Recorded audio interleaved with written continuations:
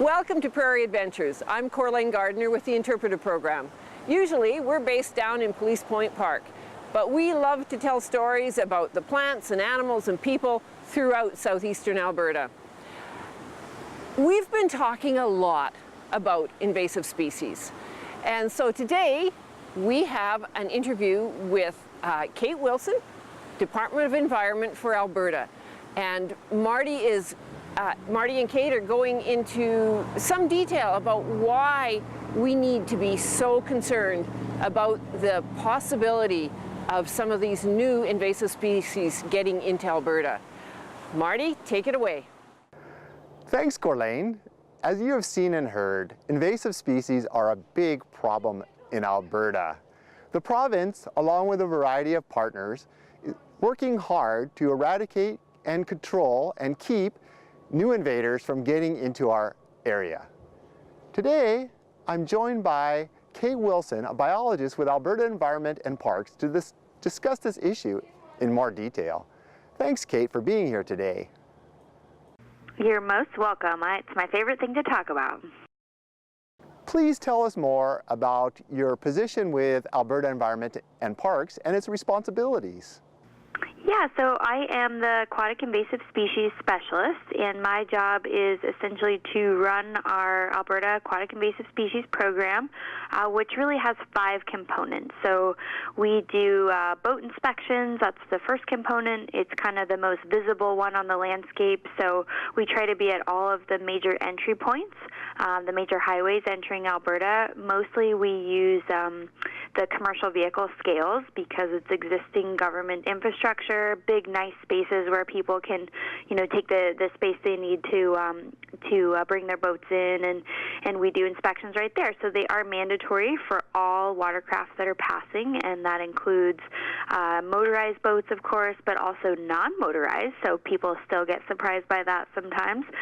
So like kayaks, canoes, paddle boards, and then also commercially hauled. So we get big shipments come in with sometimes new boats, but they're always tested before, so they often have water. And sometimes used boats. We've even had, 40-foot yachts and stuff come through. So it really is a pretty interesting one. So that's kind of our big, most visible piece, watercraft inspections.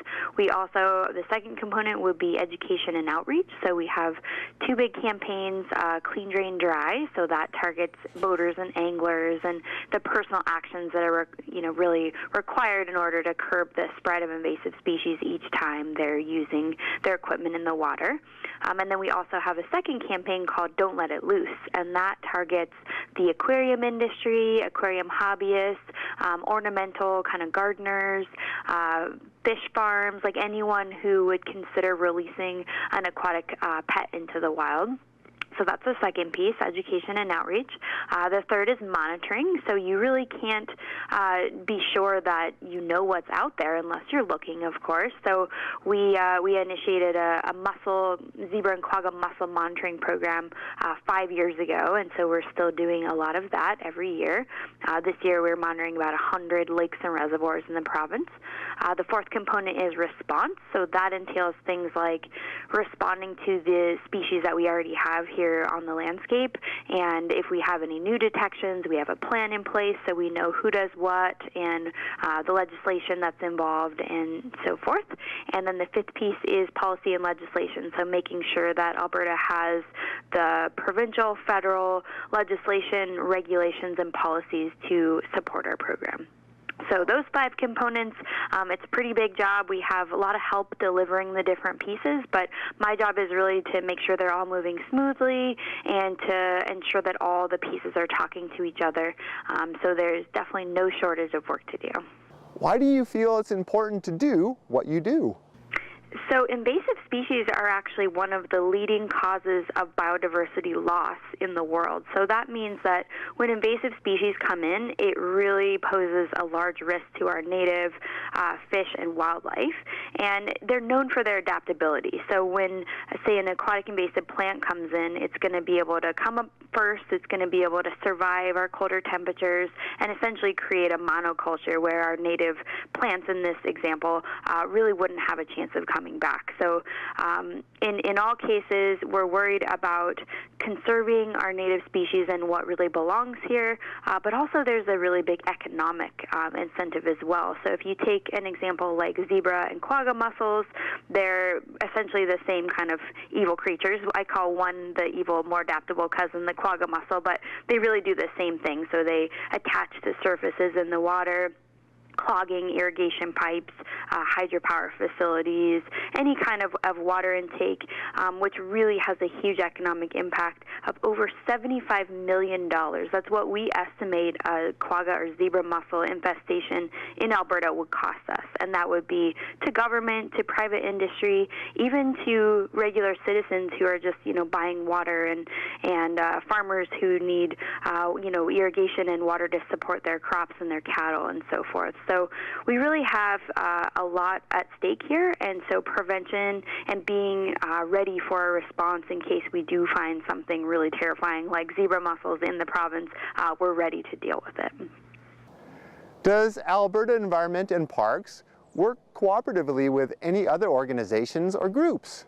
Yeah, you bet. So I think that really is one of our strong points here. So we didn't have an aquatic invasive species program in Alberta until 5 years ago. So that's kind of right when I started, and we have a small team of people who do a lot of really great things, but we certainly can't do it alone. And so the delivery of the program is shared amongst different program areas within Alberta Environment and Parks, but also other ministries like Agriculture and Forestry, Solicitor General, and a few others, and then outside partners as well. So some examples would be Alberta Irrigation Projects Association. They recognize that if zebra or quagga mussels were to come in, they would be one of the hardest industries hit economically. And so they've been a really big supporter. They've contributed funding, items that we need, like hot water wash units for our inspection stations. This year alone, they contributed almost $100,000 towards monitoring efforts, and they hired their own consultant that works with us to do extra sampling. So that's been a really great benefit. And then we also have a lot of municipal groups who are really concerned about the issues as well. So we had like a summer village at Sylvan Lake purchase a wash unit for us as well, which is not cheap. They're about $35,000 a piece. So we do benefit from many, many stakeholder relationships and support. So what are some of the worst species already present in Alberta that your agency deals with on a regular basis? Yeah, so we have 7 aquatic invasive species on the landscape here in Alberta. So I'm going to start with the plants. So we have flowering rush. We just discovered Phragmites, which is a really dense reed, essentially, that can grow both in riparian areas, wetlands, and more aquatic environments. That one's pretty terrifying. We just found that one last season down in Brooks area, so that's pretty close.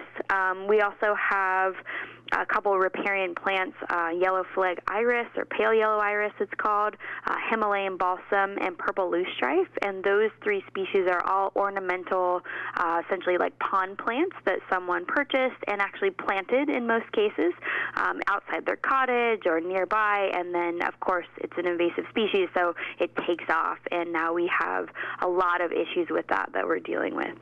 We also have Prussian carp, so it's a non-native carp species that's been introduced. We're finding really alarming numbers of these Prussian carp from the U.S. border about up to the Red Deer watershed, so definitely inclusive of the Medicine Hat area. And we also have a lot of people that are releasing their aquatic pets into the environment, so mostly we're finding goldfish and koi, which actually themselves are quite hardy species that can survive Alberta winters, reproduce in the wild, prey on other fish eggs, introduce diseases, and really destroy the habitat. So we're concerned about, species that you might think of as benign, like goldfish, but actually pose quite a big risk to the environment. So that is a 7 total species that we know of here in Alberta already. Well, you already touched on this a bit, but how do many of these species get out into the wild?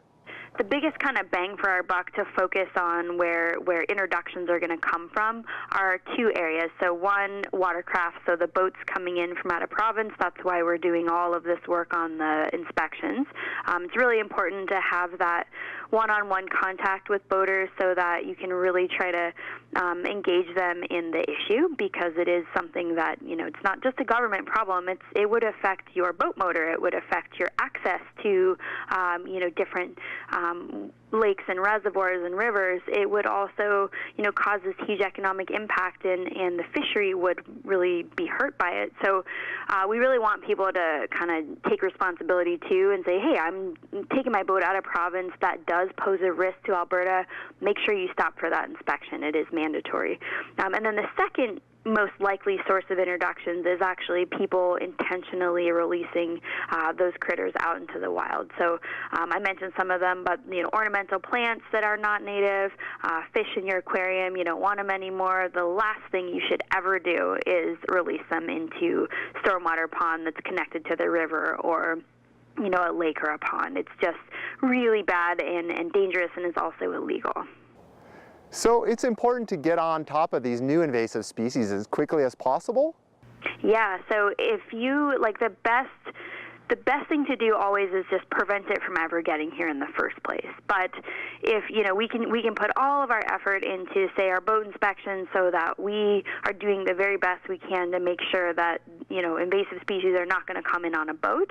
But in the event that, let's say, someone didn't stop at our station, we do have officers out there who are, bringing people back and sometimes writing tickets and sending people to court and all kinds of things. But, if someone doesn't stop and we don't have law enforcement present to do something about it, that would be a pretty bad situation, in which case we would need to, let's say that the boat launched in a lake. We need to know when it launched, make sure that it's addressed right away, have a plan in place for, okay, let's contain the area where we found something and respond to it right away, because as soon as invasives start reproducing and spreading quickly, it becomes harder and harder to eradicate or control them. And so really the quickest that you can respond is the very best management tool outside of prevention.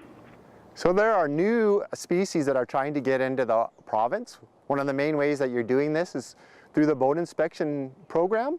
Could you please provide details about that program? Yeah, you bet. So I'd say that the major kind of driver behind initiating our invasive species program in the beginning was the fear of these quagga and zebra mussels coming in. And again, because it is that huge economic impact, they're also filter feeders, so that means they come in, they take the nutrients out of the water that we need for our fisheries to be sustainable and healthy, and over time that really does have impacts on the entire food web. So you're losing a major food source at the very bottom of the food chain that really starts to affect everything, the size of the fish, the health of the fish, and all the fish food. So that's a really big long-term impact that once introduced is really tough to deal with. So there's only a couple cases of successful eradication. I like to believe it's still possible, and we are taking measures to ensure that we're ready for that. But best case, we just keep them out. We're also concerned about fish diseases that come in. So people come in a lot of times with water in their boats, in their ballast tanks, in their live wells, in their bilge, which probably doesn't really seem like a big deal, but in standing water alone, there can be microscopic things that you cannot see with the human eye that could be the essentially baby mussels. That's potentially how things like whirling disease and fish diseases can be spread, as well as, take an example like Eurasian water milfoil. It's a really nasty aquatic invasive plant. We have not detected it in Alberta, but it can be spread by one tiny little fragment, which could definitely be found in that standing water in your boat. So we've taken some measures like you have to transport your boat with the drain plug out now, and that's to start really getting people to take some responsibility for the fact that standing water in their boat could harbor a ton of really nasty things that you can't even see. So those are a couple examples. We're also worried about a lot of the species that are sold in the pet trade that people could release into the wild. So an example of that would be snakeheads.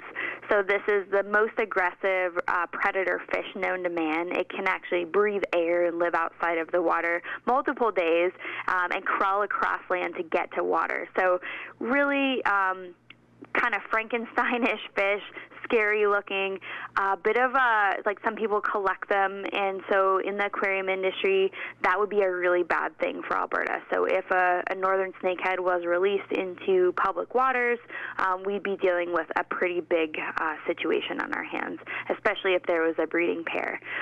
We've had some species introduced in the past. We have a success story right now that's pretty awesome, where someone brought in black bullhead, so essentially a catfish that's not native to Alberta, but is native in eastern provinces, and we removed over 1,000 of those guys who will eat like anything that will fit in their mouths from a contained pond up near Fort McMurray. So we're definitely dealing with introductions on the landscape every year. We're finding new things that people are releasing, likely intentionally, and so really need to get on top of that with education and I'm really trying to impress upon people that there is personal action that's responsible for these introductions and that they are certainly part of the solution. What should someone do if they encounter or observe some of these species? So we have a 24-hour hotline. It's essentially kind of like Report a Poacher, and they're actually the same operators who answer those calls, and those calls are passed on to us right away, so no matter what time of day or what day of the week. And the hotline number is 855-336-BOAT, B-O-A-T, which is 2628. So we get a lot of calls to the hotline. It's kind of one of the ways that I know that people are paying attention. Every year our call volume really increases. We also have a really neat online tracking tool where you can report invasive species. It's called EDMAPS, EDD Maps Alberta, and you can download this app right to your smartphone. So you just take a picture, say, oh boy, I think that's flowering rush, take a picture of it, and the GPS location from your phone is recorded. So we get a photo, we can verify, yep, that's flowering rush, and then it actually goes onto this database that people can see. So those are probably the best two tools to report anything suspicious. Are there other ways the public can get involved? Yeah, so I mean, one of the best ways, so we're really worried about these mussels, as I mentioned, and I think one of the best things to do, especially if you have, shoreline property or you spend a lot of time at the lake, the best way to check for mussels, we do all kinds of monitoring, but the best way to really check for citizens is to look at your dock when it comes out of the water, check out your boat. The best way to identify an invasive mussel is the fact that it's attached. So if you find anything that looks like a mussel or a clam and it's physically attached to something, we have a problem. So we have lots of native mussels and clams, but none of them can physically attach. So that is really the best way to identify. These ones we're concerned about wouldn't be any bigger than your fingernail. So they're quite small. And if you do see species you haven't seen before in the water, always a good idea to report it. Even if it's native, at least we know, and that gives us the best chance of responding if it is an invasive. So please provide some highlights of the program so far this year. Just some highlights from this season. So this year we have the largest expansion of our boat inspection program, and so we have 13 mandatory boat inspection stations around the province. We do focus a lot on the eastern border and the southern border because just last year they found essentially veligers, which are like the larval mussels, in 2 reservoirs in Montana, so that's pretty dang close.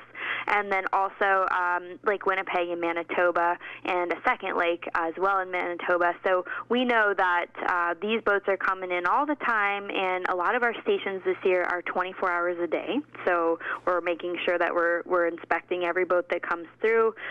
We also work really closely with Canada Border Services Agency. So if we're not there present at the border to do the inspection, the border officer will actually have the boater fill out a form that asks a lot of the questions we do at the inspection. inspections, so we can follow up and say, oh, this is a high-risk boat, it needs to be inspected, and then we actually contact the boater and set up an inspection. So that's been really great this year already. So we opened our first stations this year in March, and then some of the smaller kind of secondary roads we opened into the summer, like May long weekend. And most of our stations are still open. So some of the smaller ones close in September, but the larger ones will stay open through October. And right now, we've inspected more boats than any other season. So we're right around 26,000 boats just in 2017. And 14 of those boats had these mussels on them. We also had 5 boats that had Eurasian water milfoil, one that had another aquatic invasive plant, and lots of standing water. So we are out there really working hard to protect Alberta's waters. I also want to emphasize our Clean Drain Dry campaign. So this applies to your boat, your equipment, if you're fishing. So we're really using that Clean Drain Dry messaging not just for boaters to remind them that every single time they come out of the water they need to take these 3 actions, but also for anglers because we're really worried about whirling disease. So it was detected just in August last year, and we're doing a lot of really good things to try to contain it. But there's a role for anglers there as well. So really trying to make sure that any gear that's used in a whirling disease positive waters is not transmitted to other waters as well. So you feel that you've had a big impact on this issue? I feel like this is a really big issue. I'm very passionate about it. I think it's one of the leading issues affecting freshwater in the West. And so, yeah, I'm really proud of Alberta for stepping up and going from no program at all to a leader in Canada. Like, we really do have more invested in this than any other province. And so it really is neat, and every Albertan should be proud of that. All right, Kate. Well, thanks so much again for your time. Remember, everyone, dealing with these invaders is a full-time job. But with a little effort, it is definitely possible for all of us to work together to help control these invasive species and protect our wildlands and infrastructure. Thanks, Kate and Marty. That's certainly given us some food for thought. Marty's been working on a lot of invasive species stuff this summer, and part of the way that we've been able to do that is with some funding from the Alberta Conservation Association. Marty's going to tell you a little bit more about that organization and the project. Thanks, Corlane. Lately on Prairie Adventures, we focused on wetlands and invasive species. And there are some good reasons for this. First, this is important information for everyone to know. Second, we have a grant with the Alberta Conservation Association, or ACA, to talk to the public about these topics. We would like to take this opportunity to thank the ACA for funding these programs. So how is it that the interpretive program can apply for and receive grant money? Well, the interpretive program is managed by the Society of Grasslands Naturalists and not the City of Medicine Hat. Grasslands Naturalists has charitable status, and they can apply for and receive grant money that the city would not be eligible for. Many of our programs and displays would not be possible without funding from these grants that have been applied for successfully. Now, with the ACA grant money, we've been able to do a few things. First, behind me is an excellent display that we developed all about invasive species. And we've been able to take this display to a variety of places, including the Canada Day celebration and the Medicine Hat Stampede. We've also been able to do a number of local walks and presentations in the area about wetlands and invasive species, which have been fairly well attended. And the other thing that we've been able to do is we identified some water places of importance here in Medicine Hat back in 2008. And we've been able to go back to those sites and resurvey them and concentrate on what invasive plants might be there. And we hope to share that information with the public soon. Then what about the ACA itself? Many of you don't know who the ACA is or what they do. Let's start with their mission. ACA protects, conserves, and enhances fish and wildlife populations and their habitats for Albertans to enjoy, value, and use. They are an independent agency that works collaboratively with the Alberta government through Alberta Environment and Parks. Although they are not a provincial government agency, a good portion of their funding comes through the sales of hunting and fishing licenses and fees. Their staff comprises biologists, land managers, and educators, all working toward the goal of healthy habitats and healthy fish and wildlife populations. One of the nice things that ACA does is they provide hunting and fishing education and safety workshops. These pastimes are excellent if they are done responsibly and properly. The ACA is trying to maintain these traditions. Another great thing that the ACA does is they manage a number of conservation sites across the province. Many of these sites are open to the public for a variety of activities, including hunting and fishing. You can find out more about these locations with their Alberta Discovery Guide. This can be found on their website at albertadiscoverguide.com. There are about 5 of these conservation sites relatively near Medicine Hat and include Sauter Reservoir, Echodale Park, Bull's Head Conservation Area, Ross Creek, and Bull Trail. The interpretive program is pleased to work with a variety of partners, both federal and provincial, to keep the public informed about the wonderful natural resources and wild lands here in Alberta, open and available to all of us. Thanks, Marty. Over the last 3 Prairie Adventures programs, we've been talking about invasive species and some of the people and critters that have been fighting the battle. We all have a role to play, and we would love to talk to you some more about that. So give us a call on the Nature Line, 403-529-6225. Better yet, come on down to Police Point Park and stop by the Nature Center. Our hours are 9 to 5, Tuesday through Sunday. We're always there, willing to answer questions, have discussions, and provide information that you need to be part of the battle that we hope to win against the invasive species. We'll see you soon.